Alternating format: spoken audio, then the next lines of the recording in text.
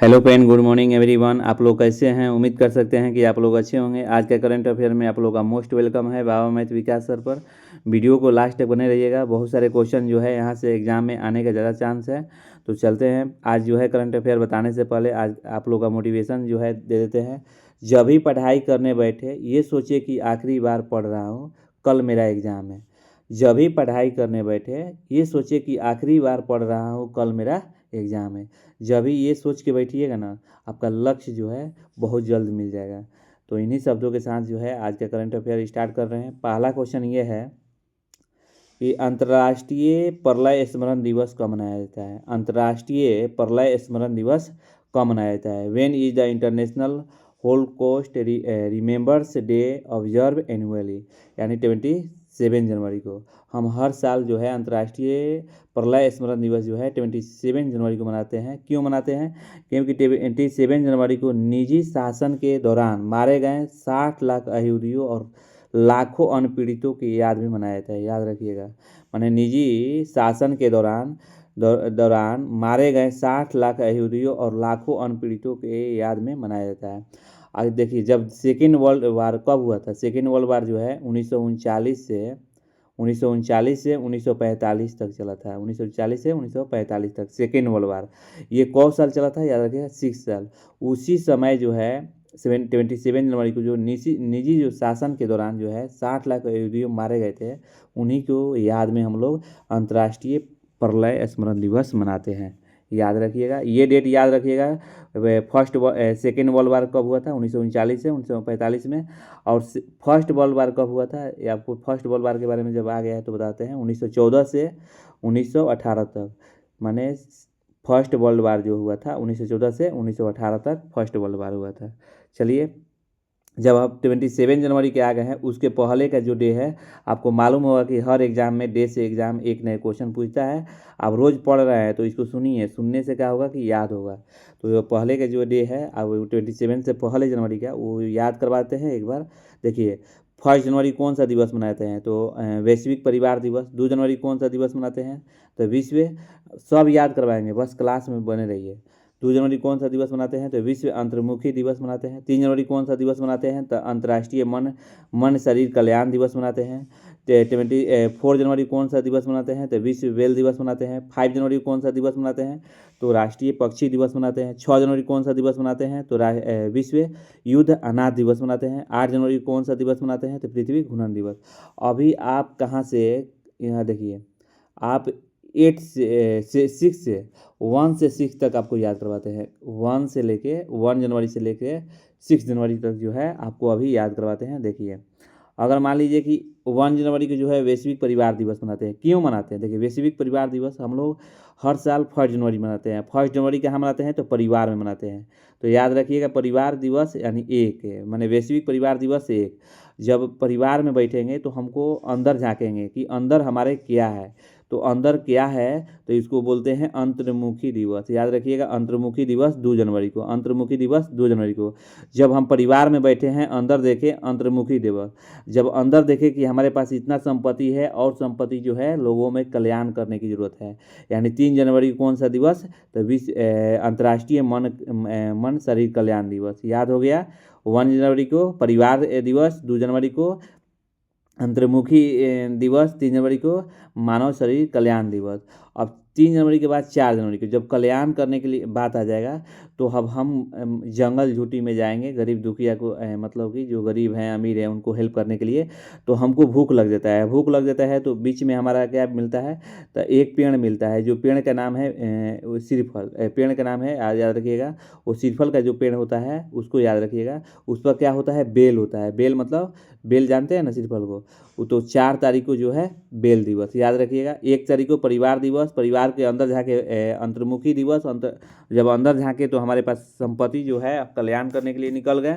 यानी 3 जनवरी को कल्याण दिवस। आज जहाँ निकले हैं तो रास्ते में जंगल में एक बेल मिलता है, वो खाने बैठ जाते हैं। यानी 4 जनवरी को जब बेल को तोड़ने बैठते हैं, जब रास्ते में देखते हैं कि एक बेल है और बेल है और उसको हमको तोड़ना है, तो एक चढ़ते हैं पेड़ पर। तो पेड़ पर जैसा ही चढ़ते हैं तो वहाँ पर पक्षी जो है मर जाती है और उसकी बच्चा जो है वहीं पर रह जाता है। यानी पक्षी जो मरती है तो 4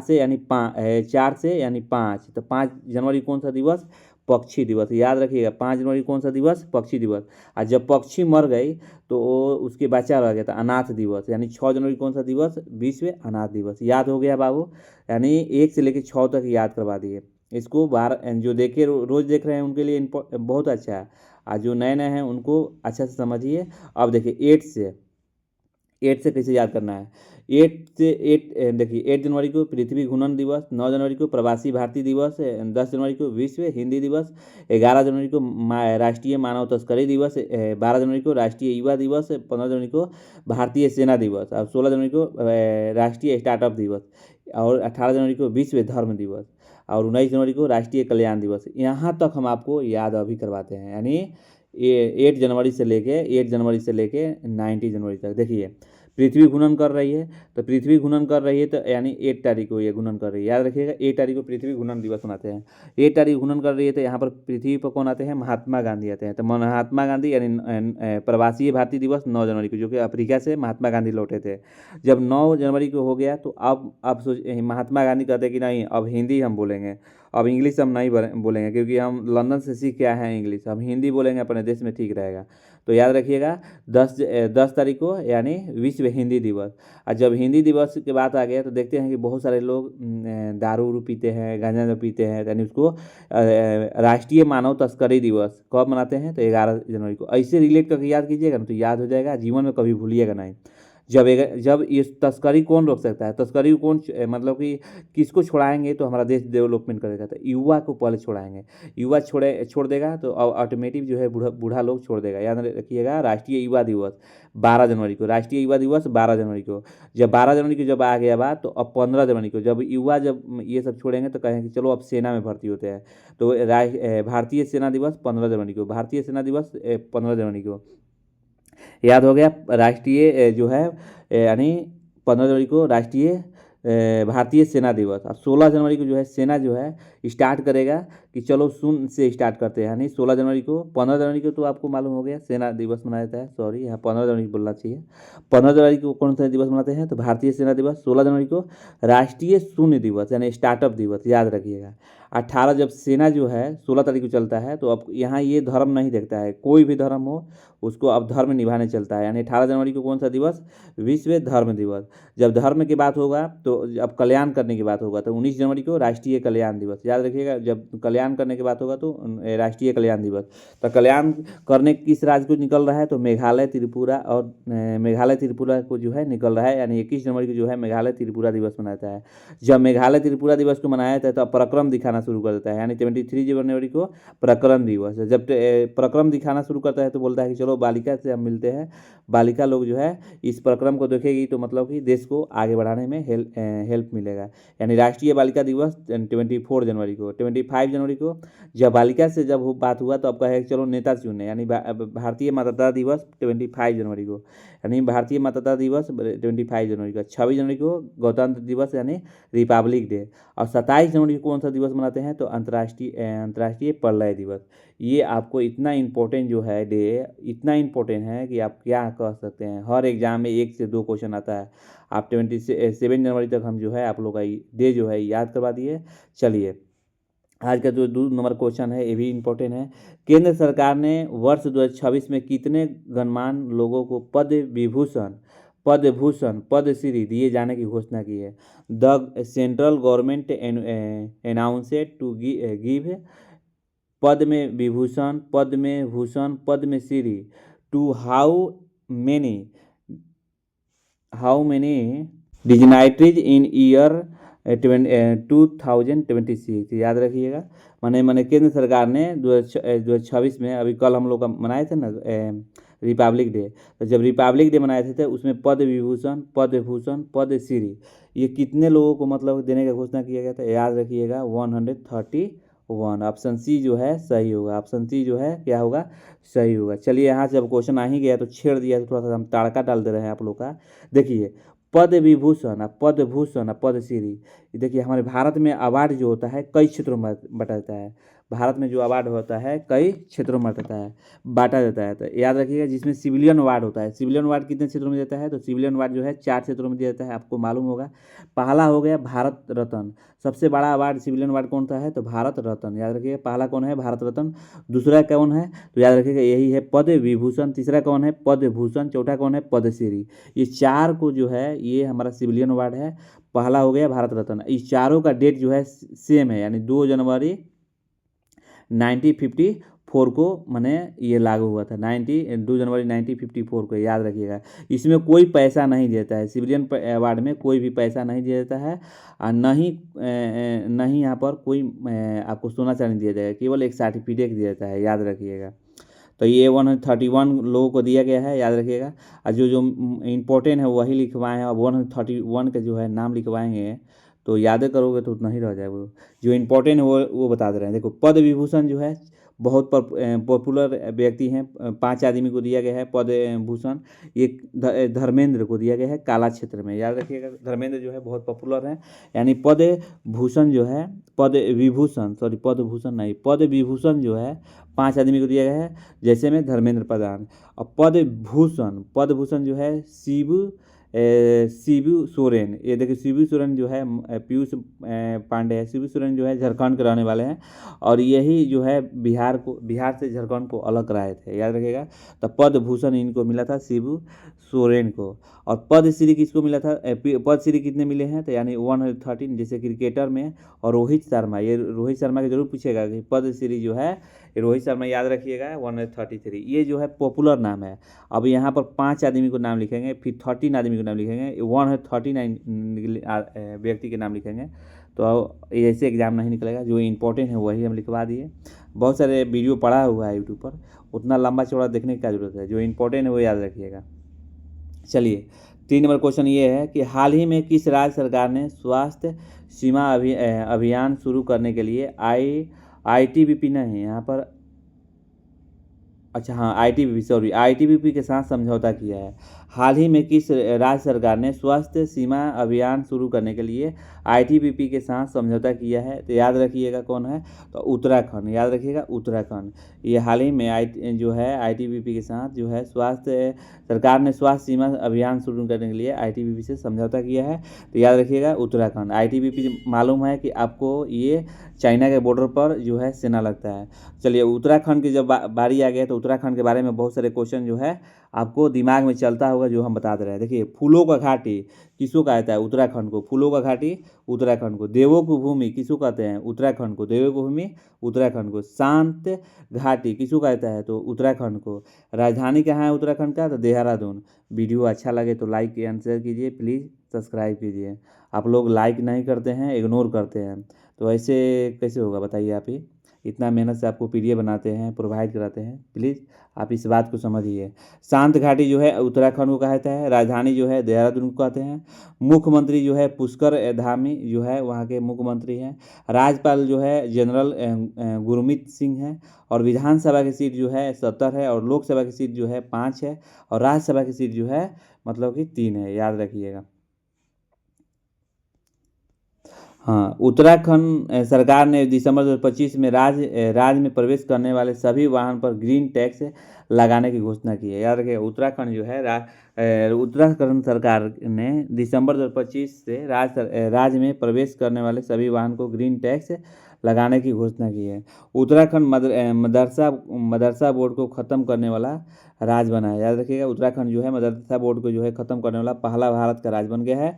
जिम कार्बोनेट नेशनल पार्क किस राज्य में है, तो उत्तराखंड में, याद रखिएगा। भारत का सबसे पुराना पार्क है, याद रखिएगा। Gym carbonate national park, Bharat का सबसे पुराना park Jim carbonate national park. Uttarakhand के जो है उत्तराखंड में एक राजाजी नेशनल पार्क भी है उत्तराखंड में, और राजाजी नेशनल पार्क। ये सब आपको उत्तराखंड से आपको फैक्ट मालूम होना चाहिए। चलिए, आज का 4 नंबर क्वेश्चन ये है, हाल ही में 25 जनवरी को 2026 को किस राज्य में 56वां स्थापना दिवस मनाया गया, बताइए। ये जो है हाल ही में 25 जनवरी को जो मनाया गया, ये हमसे छूट गया था, हिमाचल प्रदेश, याद रखिएगा। ऑप्शन C जो है चला जाएगा, यानी हिमाचल प्रदेश जो है सही है, याद रखिएगा हिमाचल प्रदेश। तो अब चलिए हिमाचल प्रदेश के बारे में अब आ गए हैं, तो हिमाचल प्रदेश के बारे में आपको दिमाग में कुछ चलता होगा, याद रखिएगा। देखिए हिमाचल प्रदेश सेब और चेरी के सबसे बड़ा उत्पादक राज्य है। हिमाचल प्रदेश जो है प्रदेश जो है सेब और चेरी के सबसे बड़ा उत्पादक राज्य है। हिमाचल प्रदेश को सेब का राज्य कहा जाता है। सेब का राज्य किसको कहते हैं, तो हिमाचल प्रदेश को कहते हैं। हिमाचल प्रदेश में ध्यान रखिए 99.3% साक्षरता के साथ पूर्ण साक्षर घोषित हो गया, यानी यहाँ के जो पढ़े लिखे हो गए हैं 99.3%। और 100% जो है तो आपको केरला को याद रखिएगा, 100% पूछेगा तो केरला को। अब देखिए यहाँ पर चेहरा स्कैन करके राशन जो है, चेहरा स्कैन करके राशन वितरण करने वाला पहला राज्य कौन बन गया है, तो याद रखिएगा हिमाचल प्रदेश बना है। चेहरा से स्कैन करेगा और आपको अनाज देगा। हिमाचल प्रदेश के स्कूलों को बच्चों को स्टील के बोतल के वितरण किए हैं। देखिए हिमाचल प्रदेश जो है स्कूल के जो बच्चे वहाँ पढ़ते हैं स्टील का बोतल मैंने वितरण किया है। देखिए कितना बढ़िया काम किए हैं। हिमाचल प्रदेश सरकार ने महिलाओं को विवाह का उम्र जो है 18 वर्ष से 21 वर्ष कर दिया गया है। ये सब आपको हिमाचल प्रदेश से मालूम होना चाहिए।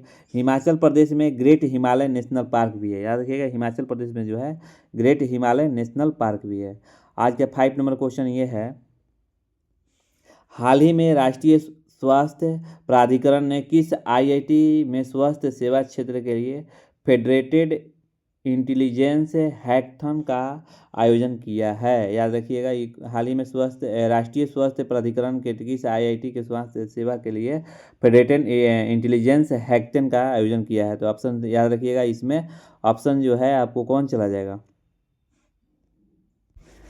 आईआईटी कानपुर। याद रखिएगा आईआईटी कानपुर, ऑप्शन बी जो है सही है। याद रखिएगा आईआईटी कानपुर। अब चलिए आईआईटी कानपुर के बारे में कुछ आप लोग को बताते हैं फैक्ट जो है। तो देखिए आईआईटी जो है दिल्ली में विद्युत क्षेत्र के लिए उत्कृष्ट केंद्र का उद्घाटन किया गया है। याद रखिएगा कोरामंडल ने अनुसंधान केंद्र के लिए आईआईटी मद्रास के साथ समझौता किया। दिल्ली सरकार ने आईआईटी कानपुर के सहयोग से एआई के आधारित शिकायत निवारण प्रणाली शुरू करेगी। आईआईटी पटना में रिसर्च को बढ़ावा देने के लिए सुपर कंप्यूटर लॉन्च किया। याद रखिएगा आईआईटी के बारे में इतना फैक्ट आपको मालूम होना चाहिए। चलिए 6 नंबर क्वेश्चन ये है आज का, हाल ही में किस टेनिस खिलाड़ी ने ऑस्ट्रेलिया ओपन ने अपनी जीत के साथ ग्रैंड स्लैम टूर्नामेंटों में कुल 400 मैच जीतने का विश्व रिकॉर्ड बनाया।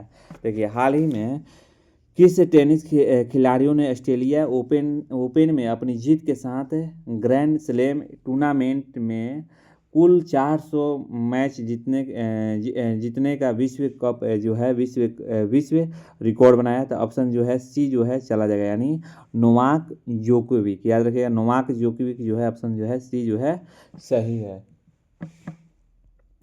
तो आज के देखिए 7 नंबर क्वेश्चन ये है कि मानव तस्करी में 1500 से अधिक बच्चों को बचाने के लिए किसे अति विशिष्ट रेल सेवा पुरस्कार 2025 से सम्मानित किया गया है। याद रखिएगा मानव तस्करी में 1500 से बच्चों को बचाने के लिए कौन ऐसे व्यक्ति थे कि उनको मतलब कि विशिष्ट से रेल सेवा के पुरस्कार 2025 में सम्मानित किया गया है। तो ऑप्शन जो है इसमें ए चला जाएगा, यानी चंद्रना सिन्हा। याद रखिए चंद्रना सिन्हा ये इंस्पेक्टर थे आरपीएफ उत्तर रेलवे के। याद रखिएगा चंद्रना सिन्हा।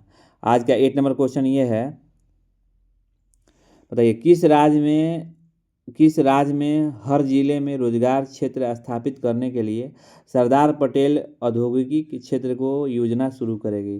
तो याद रखिएगा ये उत्तर प्रदेश जो है सही होगा। किस राज्य में हर जिलों में रोजगार क्षेत्र को स्थापित करने के लिए सरदार पटेल का औद्योगिक क्षेत्र योजना शुरू करेगी। तो याद रखिएगा ऑप्शन बी जो है सही है, यानी उत्तर प्रदेश।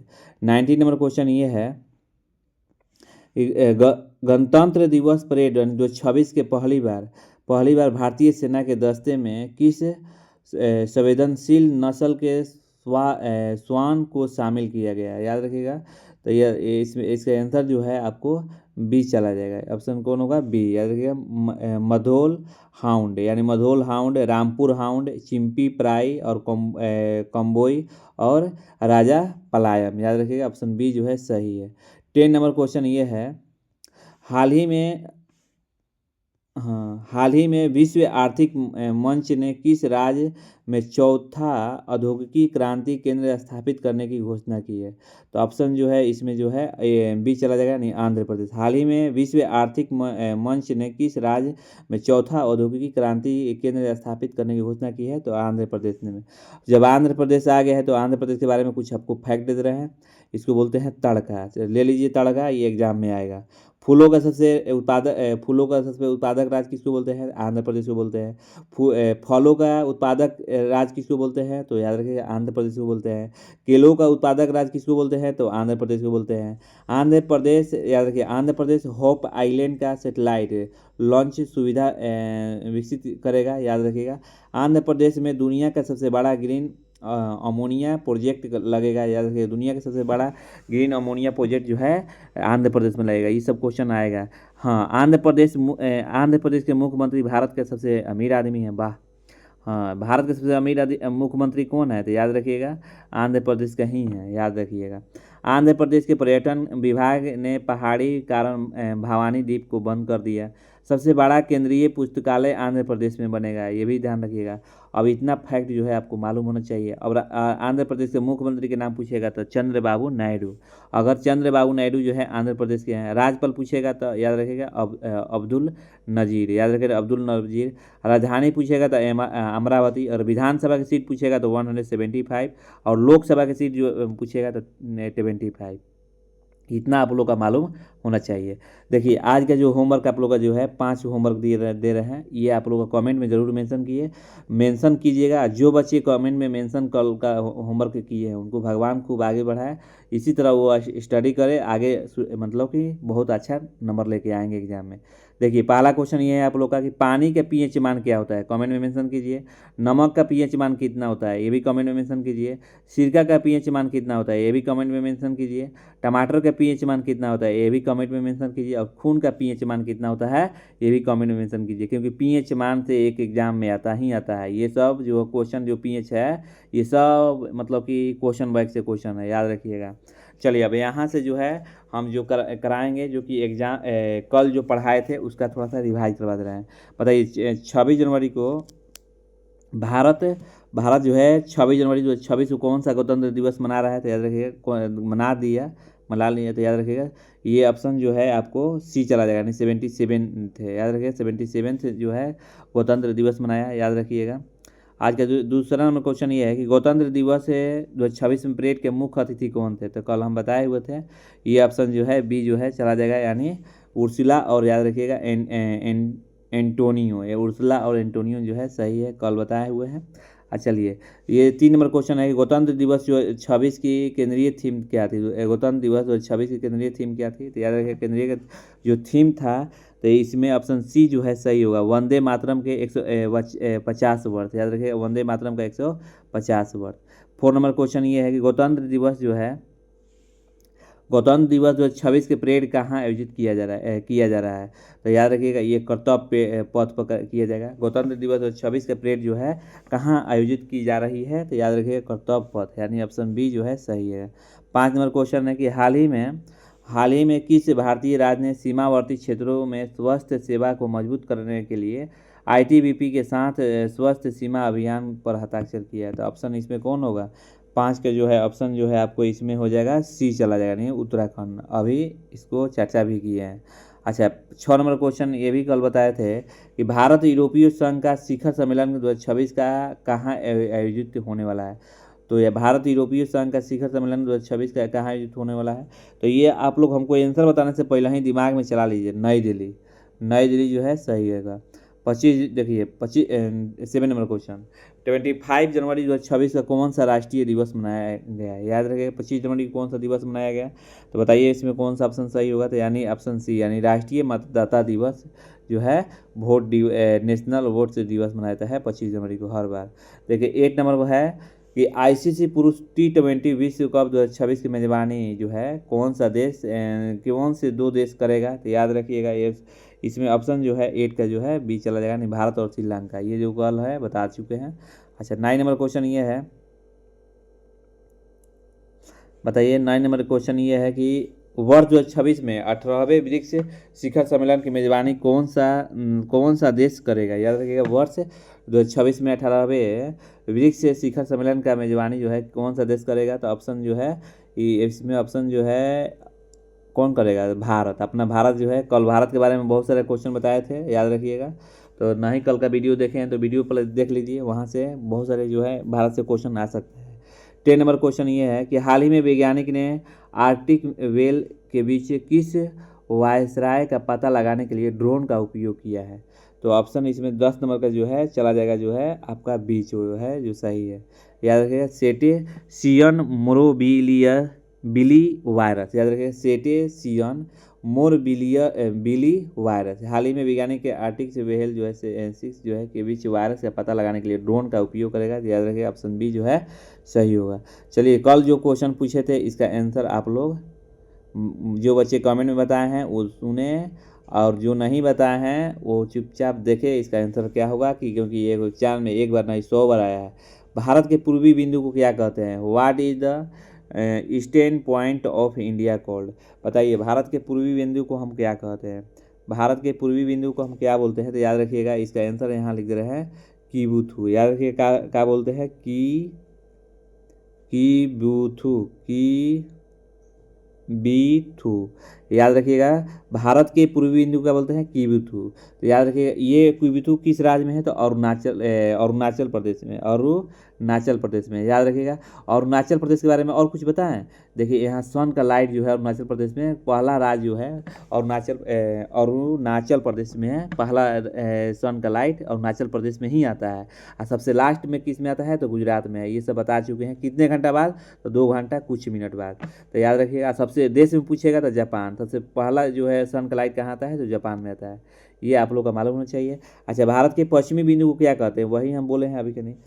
गुजरात जो है इसको बोलते हैं गुहार मोती, यानी गुहार मोती कहो या इसको बोलो गुहार मोती बोलो, बात एक ही हुआ। गुहार मोती बोलो, बात एक ही हुआ। ठीक है, चलिए, तो ये याद हो गया। भारत के पूर्वी बिंदु कीबुथु, पश्चिमी बिंदु गोरमतैया बोलो। अच्छा, भारत के उत्तरी बिंदु को क्या बोलते हैं? उत्तरी, जब देखिए उत्तरी बिंदु को क्या बोलते हैं? इसको ट्रिक से हम याद करवाते हैं, इंदिरा कॉल बोलते हैं। क्या बोलते हैं? इंदिरा इंदिरा कॉल। याद रखिएगा, उत्तरी बिंदु को क्या बोलते हैं? भारत के उत्तरी बिंदु को क्या बोलते हैं? तो इंदिरा कॉल, यानी what is the northern point of the India call. Indira call कैसे याद कीजिएगा? देखिए, जब भी हम क्या करते हैं, फ़ोन उठाते हैं तो कान के पास ले लेते हैं, तो कान के पास लेते हैं तो ऊपर का भाग क्या बोलते हैं? उत्तर बोलते हैं। तो याद रखिए, उत्तरी बिंदु को क्या बोलते हैं? इंदिरा कॉल। और दक्षिणी बिंदु यानी नीचे होगा ना, तो इंदिरा पॉइंट हो जाएगा। क्या होगा? इंदिरा पॉइंट। याद रखिएगा, इंदिरा पॉइंट। याद रखिएगा, इंदिरा पॉइंट बोलते हैं, पॉइंट। याद रखिएगा, दक्षिणी बिंदु का बोलते हैं इंदिरा पॉइंट। सबसे ज़्यादा कह रहा है कि भारत का सबसे लंबी तटरेखा वाला राज्य कौन सा है? तो सबसे लंबी तटरेखा वाला राज्य जो है गुजरात है। कौन सा है? तो गुजरात है। याद रखिए, गुजरात है। सबसे लंबी तटरेखा वाला कौन सा राज्य है? तो गुजरात है। चलिए, ये इतना आपको फैक्ट जो है मालूम हो गया। अभी ये जो बच्चे दिए हैं आंसर, उनका थोड़ा सा नाम लेते हैं। चलिए, पहला कौन बच्चे दिए हैं? देखिए, प्रिंस दिया है, प्रिंस जो हो गया, रवि हो गया, खुशबू हो गई, रिया हो गई, सिया हो गई, आकाश हो गई। सबको कमेंट करने के लिए बहुत बहुत धन्यवाद। आप लोग पढ़ रहे हैं मन लगा के, इसी तरह पढ़ते रहिए। चलिए, आज का जो है आकाश भी आंसर सही दिया है। आकाश का नाम भूलना नहीं है। ये लोग पर डे पढ़ते हैं, और हाँ, एक दिन भी नहीं होता है कि ये लोग क्वेश्चन आंसर कमेंट नहीं करेगा, पर डे करेगा। ये लोग, भगवान इन लोग का बहुत आगे ले जाएंगे। ये लोग एक्टिव बच्चे हैं। चलिए, आप लोग भी कमेंट नहीं करते हैं तो क्वेश्चन का आंसर ज़रूर दीजिए। देखिए, ये जो क्वेश्चन है ना स्टैटिक जी के, ये एग्जाम में कई बार पूछा है। कौन सी रीट जो है एक उच्च न्यायालय द्वारा निचली अदालत को किसी भी मामले को अपने पास स्थानांतरित करने के लिए जारी की जाती है? तो याद रखिएगा, उत्प्रेषण। ये जो है कई बार एग्जाम में 16 आया है। 17 नंबर भी देखिए क्वेश्चन कई बार आया है। तामिल का महाकाव्य शिल्पदीकारम के रचयिता कौन है? तामिल महाकाव्य दीकारम के रचयिता कौन है? तो याद रखिएगा, इलोंगो जो है आदिगल जो है सही है। 18 नंबर ये है, कौन सा अभिलेख जो है कौन सा अभिलेख राजा पुलकेशिन द्वितीय की उपलब्धि के बारे में जानकारी देता है? याद रखिएगा, कौन सा अभिलेख जो है राजा पुलकेशिन द्वितीय की उपलब्धि के बारे में जानकारी देता है? तो याद रखिएगा ऐहोल अभिलेख, याद रखिएगा ऐहोल अभिलेख जो है सही है। अब ऐहोल अभिलेख। जैन धर्म के प्रथम तीर्थंकर कौन थे? याद रखिए, जैन धर्म के प्रथम तीर्थंकर कई बार एग्जाम में आया है। तो ऋषभनाथ। याद रखिए, जैन धर्म के प्रथम तीर्थंकर कौन थे? तो ऋषभनाथ थे। याद रखिए, कई बार एग्जाम में पूछा हुआ है, एक बार नहीं अनेकों बार। चलिए, ये है कि 1793 में बंगाल में अस्थाई बंदोबस्त की शुरुआत किसने की थी? 1793 में बंगाल में अस्थाई बंदोबस्त की शुरुआत किसने की थी? तो ऑप्शन ये जो है आंसर जो है लॉर्ड कॉर्नवालिस। लॉर्ड कॉर्नवालिस जो है आंसर सही होगा। तो आज का वीडियो इतना ही। कब वीडियो कैसा लगा आपको लोग कमेंट में कीजिए। लाइक शेयर नहीं किए हैं तो प्लीज़ लाइक शेयर कर दीजिए। Thank you.